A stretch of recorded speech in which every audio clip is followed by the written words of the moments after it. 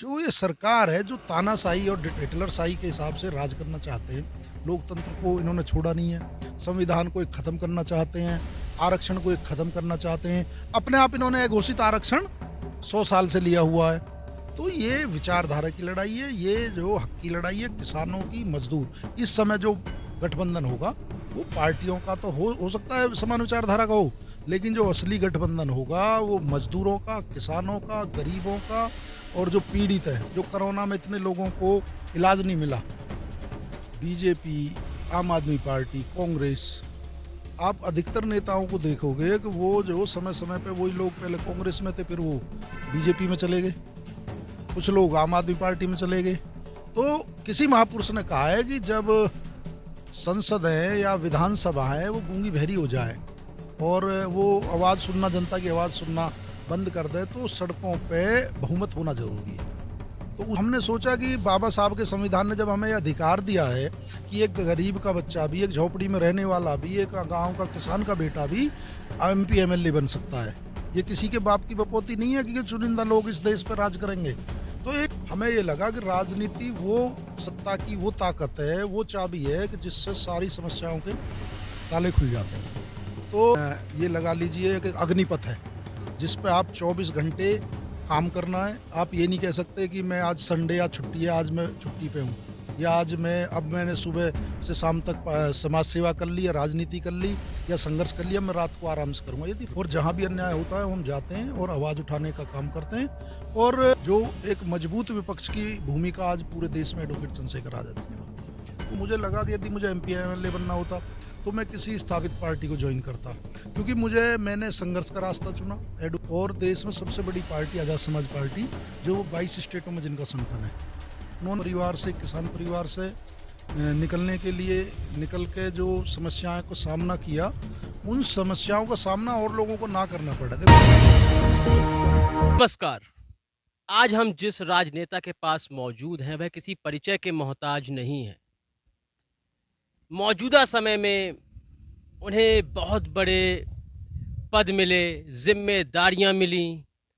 आखिर वह कौन हैं आप सोच रहे होंगे, तो हम मौजूद हैं रविंदर भाटी के पास, जो कि आज़ाद समाज पार्टी में राष्ट्रीय महासचिव हैं। आज हम जानने की कोशिश करेंगे और उनसे हम अनुरोध करेंगे कि प्रकाश डालें कि आपका राजनीतिक जीवन कैसे शुरू हुआ और यहाँ तक पहुँचने के लिए आपको किन जद्दोजहद का सामना करना पड़ा। आपका बहुत-बहुत स्वागत है। आपके राजनीतिक जीवन की शुरुआत आखिर कहाँ से हुई और एक बड़े मकाम तक पहुँचने के लिए आपको किन-किन जद्दोजहद का सामना करना पड़ा? ज़रा प्रकाश डालिए, जनता को बताने की कोशिश कीजिए। मेरे राजनीतिक कैरियर की शुरुआत छात्र राजनीति से हुई। मैंने एमएच कॉलेज से बीएससी और फिर उसके बाद मैंने एमबीए किया, लॉ किया, एमए पॉलिटिकल साइंस से। ये मेरा शिक्षा का वो रहा। और शुरू से ही एक मन में इच्छा थी लोगों की सेवा करने की, लोगों के लिए काम करने की, क्योंकि एक आम परिवार से, किसान परिवार से निकलने के लिए, निकल के जो समस्याओं को सामना किया, उन समस्याओं का सामना और लोगों को ना करना पड़ा। देखो, हम कोई एमपी एमएलए के घर में पैदा नहीं हुए, ना हम किसी मंत्री के, और किसी विरासत में हमें ये चीज़ नहीं मिली। चाहे हमारे राष्ट्रीय अध्यक्ष हुए एडवोकेट चंद्रशेखर आज़ाद जी, उनके पिताजी भी एक टीचर थे, और उन्होंने भी एक झोपड़ी से शुरुआत करके आज देश में सबसे बड़ा संगठन खड़ा किया, और देश में सबसे बड़ी पार्टी आज़ाद समाज पार्टी, जो 22 स्टेटों में जिनका संगठन है, उन्होंने देश के सामने एक विकल्प दिया। और उन्हीं के संघर्ष और प्रेरणा से, उनके अपने लोगों के लिए जुनून है काम करने का, गरीब, शोषित, पिछले, वंचित, अल्पसंख्यक, ओबीसी, और जहाँ भी अत्याचार होता है, चाहे किसी जाति का हो, यदि कोई पता चलती है कि यहाँ पे न्याय नहीं मिल रहा, तो वहाँ पर जाकर वो संघर्ष करते हैं। और मुझे लगा कि यदि मुझे एमपी एमएलए बनना होता तो मैं किसी स्थापित पार्टी को ज्वाइन करता, क्योंकि मैंने संघर्ष का रास्ता चुना। एडवोकेट चंद्रशेखर आज़ाद जी का साथ मिला। वो एक ऐसा बहादुर और ऐसा निडर नेता देश में दूसरा नहीं है, इमरान जी। और चंद्रशेखर जी जो विपक्ष को काम करना चाहिए, जो एक मजबूत विपक्ष की भूमिका आज पूरे देश में एडवोकेट चंद्रशेखर आज़ाद जी निभा रहे हैं। तो उन्हीं के संघर्ष और प्रेरणा से मुझे प्रेरणा मिली। और फिर छात्र राजनीति से मैं अकेला संघर्ष कर रहा था, और 2017 में एडवोकेट चंद्रशेखर आज़ाद जी के संपर्क में आया। मुझे लगा कि हमें पहले एक गौतम बुद्ध नगर जिला या गाजियाबाद जिले तक हम सीमित थे, लेकिन उसके बाद जब से उनसे संपर्क हुआ तो पूरे देश हमारा कर्म क्षेत्र बन गया और जहाँ भी अन्याय होता है हम जाते हैं और आवाज़ उठाने का काम करते हैं। और मेरा ये मानना है कि राजनीति में लोग जो आते हैं ना, अलग अलग लोगों के लिए अलग परिभाषा हो सकती है। कुछ लोगों की राज करने की परिभाषा हो सकती है, कुछ लोगों को पैसा कमाना हो सकता है कि वो राजनीति में आकर पैसे कमाएं, लेकिन जो हमारी राजनीति है, हमारी लोगों की सेवा, ये एक तपस्या है, एक ये लगा लीजिए एक अग्निपथ है जिस पे आप 24 घंटे काम करना है। आप ये नहीं कह सकते कि मैं आज संडे या छुट्टी है, आज मैं छुट्टी पे हूँ, या आज मैंने सुबह से शाम तक समाज सेवा कर ली या राजनीति कर ली या संघर्ष कर लिया, मैं रात को आराम से करूँगा। यदि रात को भी आपको आपके कार्यकर्ता या आपको एक पीड़ित कोई परिवार आपको बुलाएगा तो जाना पड़ेगा। तो हमारी तो यही संघर्ष ही राजनीति है। जैसा कि हमने जानने की जब कोशिश की तो आपका जुड़ाव अपने शुरुआती दौर में बीएसपी और समाजवादी पार्टी के भी साथ रहा। देखिए, जब आदमी जो सदन में जाना चाहता है कि दरअसल सड़कों पे संघर्ष हमें बहुत लंबा समय हो गया। हमें ये लगा कि राजनीति वो सत्ता की वो ताकत है, वो चाबी है कि जिससे सारी समस्याओं के ताले खुल जाते हैं। तो सड़कों पे हम आवाज़ उठा सकते हैं, लेकिन जो मदद हम राजनीति में रह के एमपी एमएलए बन के देश की सबसे बड़ी पंचायत में, लोकसभा में या विधानसभा में उन मुद्दों को उठाकर हम लाखों करोड़ों लोगों को एक साथ भला कर सकते हैं। तो जब हमें इस चीज़ की कमी महसूस हुई, एक लंबा 20 साल का लंबा दौर रहा है संघर्ष का ज़मीन पे, तो हमने सोचा कि बाबा साहब के संविधान ने जब हमें अधिकार दिया है कि एक गरीब का बच्चा भी, एक झोपड़ी में रहने वाला भी, एक गांव का किसान का बेटा भी एमपी एमएलए बन सकता है। ये किसी के बाप की बपोती नहीं है कि चुनिंदा लोग इस देश पर राज करेंगे। तो एक संघर्षशील और ईमानदार और योग्य लोगों को, युवाओं को भी इसका फ़ायदा लेना चाहिए। जो हमें अधिकार मिले हुए हैं कि कोई भी गरीब का बच्चा भी एमपी एमएलए बन सकता है।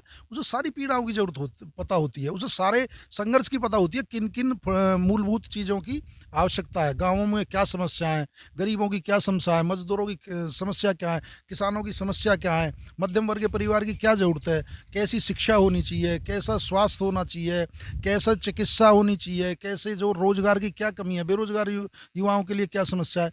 तो जिन्होंने उनको झेला हो, जिन्होंने उनको फेस किया हो, जब वो लोग उन पदों पर जाएंगे जहां देश के लिए, प्रदेश के लिए, देश की जनता के लिए नीतियां बनती है, तब असलियत में इस देश का विकास होगा। क्या फ़र्क है समाजवादी पार्टी और आज़ाद समाज पार्टी में? आपने दोनों के साथ आपका जुड़ाव रहा, तो आपको क्या लगता है कि वहाँ पर ऐसी क्या कमियां हैं जो आके आज़ाद समाज पार्टी में पूरी हो रही हैं? देखिए, हमारी सोच और हमारे नेताजी की सोच, हमारे राष्ट्रीय अध्यक्ष की सोच ये है कि हम किसी दूसरी पार्टी की अच्छाई या बुराई पे ज़्यादा ध्यान नहीं देते। सब अपना अपना काम कर रहे हैं, कोई कम करता है, कोई ज़्यादा करता है, लेकिन अपनी पार्टी के लिए हम बता सकते हैं। आज़ाद समाज पार्टी जहाँ पे भी देश में अन्याय होता है वहाँ सबसे पहले पहुँचने का काम। जो हमारा सामाजिक संगठन है भीम आर्मी, उसके कार्यकर्ता पुलिस की 100 नंबर जिप्सी से भी पहले पहुँच के जाते हैं और आरोपी को जेल में भिजवाने का काम करते हैं, संघर्ष करते हैं और न्याय दिलवाने का काम करते हैं। तो किसी महापुरुष ने कहा है कि जब संसद है या विधानसभा है वो गूंगी बहरी हो जाए और वो आवाज़ सुनना, जनता की आवाज़ सुनना बंद कर दे, तो सड़कों पे बहुमत होना जरूरी है। तो उसी काम को हमारी पार्टी कर रही है और हमने प्रदेश के और देश के सामने एक नया राजनीतिक विकल्प दिया है। एक अच्छे लोग हमारी पार्टी ज्वाइन करें, जो धनबल की राजनीति है उसे समाप्त करने का हम प्रयास कर रहे हैं और अच्छे लोगों को आगे बढ़ाने का प्रयास कर रहे हैं। काशीराम के बाद मायावती ने दलितों की राजनीति को आगे बढ़ाया। अब कहीं ना कहीं चंद्रशेखर आज़ाद भी दलितों की राजनीति को आगे बढ़ाते हुए नजर आ रहे हैं और ऐसा कहा भी जाता है और जितना दिखाई दे रहा है कि दलितों का नाम लेकर ही वह आगे बढ़े। लेकिन एक देश के अंदर एक ही समुदाय, एक ही जाति के दो विकल्प जब आ जाएंगे तो आगामी लोकसभा चुनाव में एक बड़ी टूट फूट दिखाई देगी और विपक्षी एकता के साथ तो वैसे भी मायावती नहीं है, तो इसका कहीं ना कहीं एक दुष्प्रभाव दिखेगा। इमरान जी, मैं आपकी इस बात से सहमत नहीं हूँ कि इसमें बिखराव होगा। देखिए, बीजेपी, आम आदमी पार्टी, कांग्रेस, आप अधिकतर नेताओं को देखोगे कि वो जो समय समय पे वही लोग पहले कांग्रेस में थे फिर वो बीजेपी में चले गए, कुछ लोग आम आदमी पार्टी में चले गए। तो ये विचारधारा की लड़ाई है। और जो आप कह रहे हो कि बिखराव देखने को मिलेगा, ऐसा मुझे नहीं लगता, क्योंकि सब काम देख रहे हैं, संघर्ष देख रहे हैं, कौन ज़मीन पर संघर्ष कर रहा है और कौन अपने इसी के रूम में बैठा है। आप देख लेना, आने वाले 2024 के चुनाव में आपको क्रांतिकारी परिवर्तन और क्रांतिकारी रिजल्ट देखने को मिलेंगे, नए रिजल्ट देखने को मिलेंगे जो जनता त्रस्त है। कोई वर्ग ऐसा नहीं है जो आज के, चाहे पहलवानों को मामला देख लो, दिल्ली में किसानों ने 1 साल तक आंदोलन किए। क्योंकि आज मैं गौतम बुद्ध नगर में, आप बैठे हो, गौतम बुद्ध नगर के 3 प्राधिकरण पे चले जाओ, किसान 50-50 दिनों से धरने पे बैठे, माताएं बहनें धरने पे बैठी हैं। तो जो ये सरकार है, जो तानाशाही और हिटलरशाही के हिसाब से राज करना चाहते हैं, लोकतंत्र को इन्होंने छोड़ा नहीं है, संविधान को एक ख़त्म करना चाहते हैं, आरक्षण को एक ख़त्म करना चाहते हैं। अपने आप इन्होंने घोषित आरक्षण 100 साल से लिया हुआ है। तो ये विचारधारा की लड़ाई है, ये जो हक की लड़ाई है, किसानों की, मजदूर। इस समय जो गठबंधन होगा वो पार्टियों का तो हो सकता है समान विचारधारा का हो, लेकिन जो असली गठबंधन होगा वो मजदूरों का, किसानों का, गरीबों का, और जो पीड़ित है, जो कोरोना में इतने लोगों को इलाज नहीं मिला, लोगों ने जो सड़कों पे जो हजारों हजारों किलोमीटर तक यात्राएं की, उनको डंडे मिले, वो जो ना, जो एक आक्रोश है, वो गठबंधन जनता का है। और इसमें मजदूर, किसान, गरीब, कमजोर, हर वर्ग जो पीड़ित है, प्रभावित है, चाहे व्यापारी वर्ग हो, जिसको इन सरकार की नीतियों के अनुसार खामियाजा उठाना पड़ा, वो सब इस चुनाव में एक साथ होकर और इनको उतारने का काम करेंगे। तो क्या आगामी लोकसभा चुनाव में आपके शुभचिंतक, आपके सपोर्टर आपको लोकसभा चुनाव लड़ते हुए देखना चाहेंगे या देख पाएंगे? देखिए, ये निर्णय हमारे राष्ट्रीय अध्यक्ष जी का है और हमारी जो कोर कमेटी है उसका निर्णय है। यदि हमारे राष्ट्रीय अध्यक्ष एडवोकेट चंद्रशेखर आज़ाद जी चाहेंगे कि एडवोकेट रविंद्र भाटी को लोकसभा लड़नी चाहिए, तो हम उनके आदेश का पालन करेंगे। और यदि वो ये कहेंगे कि आपको लोकसभा नहीं लड़ना है, आपको संगठन देखना है, पार्टी देखनी है, आपको और लोगों को चुनाव लड़ाना है, तो जो जैसा राष्ट्रीय अध्यक्ष और हमारी कोर कमेटी में हमारी पार्टी लोकतांत्रिक पार्टी है। यहाँ और पार्टियों की तरह वन मैन आर्मी नहीं है, डिक्टेटरशिप नहीं है। तो जो हमारी टीम बैठ कर निर्णय लेगी, यदि वो कहेंगे कि आपको लड़ना चाहिए तो लड़ेंगे, यदि नहीं कहेंगे नहीं लड़ना चाहिए नहीं लड़ेंगे। कहते हैं कि गाजियाबाद हो या गौतम बुद्ध नगर हो, यह भारतीय जनता पार्टी का अभेद किला है, इसे भेद पाना बहुत ही मुश्किल है। तो अगर यहाँ पर आपको भेदना पड़ा या आपको जिम्मेदारी दी गई एक कमेटी का सदस्य बनाकर, या फिर आप सांसद के रूप में भी चुनाव लड़ना चाहें या सांसद बनना चाहें, लोकसभा का चुनाव लड़ना चाहें, तो आखिर इस किले को भेदने के लिए कौन सी रणनीति काम आएगी? कुछ रणनीतियाँ बतानी पड़ती है, कुछ लोगों के सामने होती हैं, कुछ पर्दे के पीछे काम करना पड़ता है। छुपी हुई रणनीति है। छुपी हुई रणनीति पे काम कर रहे हैं, संगठन को मजबूत करने का काम कर रहे हैं, संगठन को बूथ तक ले जाने का काम कर रहे हैं, और पूरी तैयारी है। हर चुनौती का सामना करने के लिए आज़ाद समाज पार्टी भीम आर्मी तैयार है, हमारे कार्यकर्ता तैयार है। और हमारे कार्यकर्ता जो जिस ऊर्जा से काम करते हैं, आपने खतौली का चुनाव उसमें देखा, आपने अभी नगर निगम के चुनाव देखे हो, मेरठ में 3 हमारे पार्षद जीते हैं, मथुरा जीते हैं, कई जगह नगर पंचायत अध्यक्ष जीते हैं। तो ये अभी हमारी पार्टी 2020 में पार्टी बनी, लेकिन 2 साल कोरोना में चले गए। लेकिन आप देखिए उस हिसाब से जितने कम समय में जितनी ऊंचाई हमारी पार्टी ने नाम जिस हिसाब से बढ़ा है, वो हमारे कार्यकर्ताओं को इसको श्रेय जाता है। जो हमारे भीम आर्मी के और आज़ाद समाज पार्टी के कार्यकर्ता दिन रात मेहनत कर रहे हैं, बिना रुके, बिना थके और बिना संसाधनों के। तो वो बड़ा वर्ग जिसके पास आर्थिक संसाधनों की कमी है, रोजगार की कमी है, वो हमारी पार्टी का जो ताकत है, कुछ दिन रात मेहनत करते हैं और वो उन्होंने अपने खून पसीने की मेहनत से पार्टी को सींचा है। अंतिम सवाल आपसे रखूंगा, वो है आरोप। आज़ाद समाज पार्टी पर एक आरोप आता है लगातार कि जब भी दलित समुदाय के साथ किसी प्रकार का दुर्व्यवहार होता है तो आज़ाद समाज पार्टी खड़ी हो जाती है, लेकिन जब सवर्ण वर्ग के व्यक्ति के साथ दुर्व्यवहार होता है तब अब आज़ाद समाज पार्टी कहाँ गायब रहती है? यह भारत के लोकतंत्र के लिए खड़ी है या केवल दलितों के लिए? मैं आपकी इस बात से बिल्कुल भी सहमत नहीं हूँ, क्योंकि पिछले 5 साल में जो तमाम उदाहरण ऐसे हैं जहाँ एडवोकेट चंद्रशेखर आज़ाद जी ने, आज़ाद समाज पार्टी ने, भीम आर्मी ने, चाहे ओबीसी की जनगणना का मामला हो, मध्य प्रदेश को बंद करने का काम किया, हमारे राष्ट्रीय अध्यक्ष जी उसमें डिटेन रहे पूरे दिन। चाहे हमारे 69,000 शिक्षक भर्ती का मामला हो लखनऊ में, 3 दिन अध्यक्ष जी धूप में, गर्मी में, उसमें बरसात में सड़कें पे वहाँ छात्रों के साथ लड़के और उनके न्याय दिलवाने का काम किया। उसके अलावा चाहे गुर्जर सम्राट मीर भोज का मामला हो, चाहे अन्य मामले हो, जहाँ उनको लगती है वो कभी जाति धर्म नहीं देखते। जहाँ से यदि कोई पीड़ित पक्ष है उसकी कोई जाति नहीं होती, वो किसी के साथ भी अपराध हो सकता है, किसी के साथ भी अन्याय हो सकता है। जिस तरह अपराधी की कोई जाति नहीं होती, उससे पीड़ित की भी कोई जाति नहीं होती, घटना किसी के साथ भी हो सकती है। तो हमारी पार्टी तो जहाँ भी कहीं कोई बुलावा आता है या जहाँ जिनकी देखो जिनका आपने जिक्र किया उनकी वैसे ही पार्टी सत्ता में, उनके आसानी से उनको तुरंत न्याय मिल जाता है। लेकिन जो भेदभाव होता है वो दलित, SC, ST, OBC या गुर्जर समाज के साथ होता है। मैं आपको एक उदाहरण बताता हूँ, हम किसी के खिलाफ नहीं है। वहाँ पे तिवारी जी की एनकाउंटर हुआ फर्जी लखनऊ में, 1 करोड़ रुपए और उनको SD की नौकरी दी गई।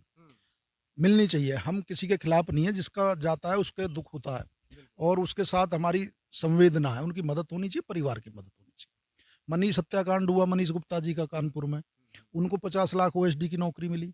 हमारे गौर सिटी में गौरव चंदेल जी का मर्डर हुआ, अपराधियों द्वारा किया गया, उनको जो 25 लाख रुपए नौकरी दी गई। और जब आकाश गुजर फर्जी एनकाउंटर की बात आती है तो कोई एक उनके घर आंसू पोंछने भी नहीं जाता। पैसे की नौकरी की तो बात छोड़ दो, भेदभाव की राजनीति। साक्षी गौतम का दिल्ली में अभी जो 50 चाकू मारे गए, एक दिल्ली में ही प्रधानमंत्री रहते हैं, दलितों के पैर छूते हैं। केजरीवाल जी दिल्ली में रहते हैं, BJP के तमाम नेता रहते हैं, जो उनका महिला आयोग है वो रहता है, एक आदमी उनके घर तक नहीं पहुंचा। तो मेरा ये कहना है जो जाति देख के भेदभाव है ना, खत्म होना चाहिए। और हमारी पार्टी और हमारे नेता, हम जाति देख के भेदभाव नहीं करते। हम तो NRC में भी लड़े, हम तो जब पूरे देश में मुस्लिम समाज को खलनायक बनाया जा रहा था कोरोना में, जब भी लड़े, मरकज वाले मामले में भी लड़े, हम डॉक्टर कलीम वाले मामले में भी लड़े, कालिम के अन्य जब जहाँ पे हम अभी वहाँ पर 2 मुस्लिम युवकों को उठा के राजस्थान से हरियाणा में हत्या कर दी गई, उसमें जिप्सी में उनको जला दिया गया। हमारी पार्टी ने 3 स्टेटों में ज्ञापन दिया, धरने प्रदर्शन किए। तो हम जाति देख के आंदोलन नहीं करते, जहाँ जो अन्याय होता है उसके खिलाफ हमारी पार्टी खड़ी है, हमारे नेता खड़े हैं। तो हमारे साथ मौजूद थे आज़ाद समाज पार्टी के राष्ट्रीय महासचिव रविंदर भाटी जी। तो हमने इनसे तमाम सवाल किए, कुछ सवाल हमारे थे और कुछ सवाल वो थे जो सियासी गलियारों में या आम गलियों में हमेशा गूंजते रहते हैं। तो हमने उनसे वह सवाल भी किए। आप उनके जवाब से कितना संतुष्ट हैं, कमेंट सेक्शन में अवश्य बताएं। आज़ाद समाज पार्टी को लेकर, रविंदर भाटी को लेकर हमें कमेंट सेक्शन में अपनी राय अवश्य दें। कार्यक्रम को लाइक और शेयर करें, चैनल को सब्सक्राइब करना बिल्कुल भी ना भूलें। तब तक के लिए इजाज़त दीजिए, धन्यवाद। देश और दुनिया की खबरों से अपडेट रहने के लिए आप अभी तक न्यूज चैनल को सब्सक्राइब करना ना भूलें और साथ ही हर न्यूज का नोटिफिकेशन पाने के लिए बेल आइकन को भी दबाएं।